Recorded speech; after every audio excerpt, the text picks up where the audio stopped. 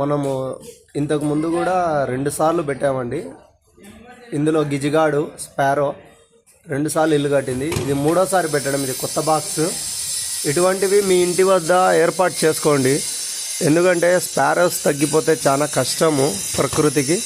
ప్రకృతిని ఆస్వాదించే వాళ్ళు ఎవరైనా ఉండని ఆస్వాదించే వాళ్ళు ఇటువంటివి పెట్టండి. చిన్న పనే. మనము ఇక్కడ చూడండి, ఫెన్సింగ్ వైర్ తీసుకొని అలా మనం బాక్స్ని, పారాగాన్ బాక్స్ని ఇటువైపు హోల్ చేసామంతే. హోల్ చేసి పెట్టేశాము. ఇటువంటి బాక్స్ ఏర్పాటు చేయడం వల్ల గిజిగాడ్ అనేది ఇక్కడికి వచ్చి గూడు పెట్టుకుంటుంది.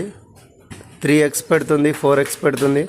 వాటి పిల్లల్ని బతికించుకుంటుంది. ఇది మనకి నెక్స్ట్ తరాలకి ఒక అవకాశం. గిజిగాడు కనుక అంతరించిపోతే చాలా కష్టం జరుగుతుంది. ప్రకృతికి చాలా నాశనం జరుగుతుంది. గిజిగాడిని అంతరించకుండా చూడండి. స్పారో మెయిన్ ఇంపార్టెంట్ ప్రకృతికి. ఇటువంటివి మన ఇంటి వద్ద ఏర్పాటు చేస్తే అవి వచ్చి వాటి నెక్స్ట్ ఏర్పాటు చేసుకొని 3-4 జనరేషన్స్ ఇలాగా మనం కంటిన్యూ చేస్తే బాగుంటుంది. మనం నెక్స్ట్ తరాన్ని కూడా ఇది చెప్తే మంచిది.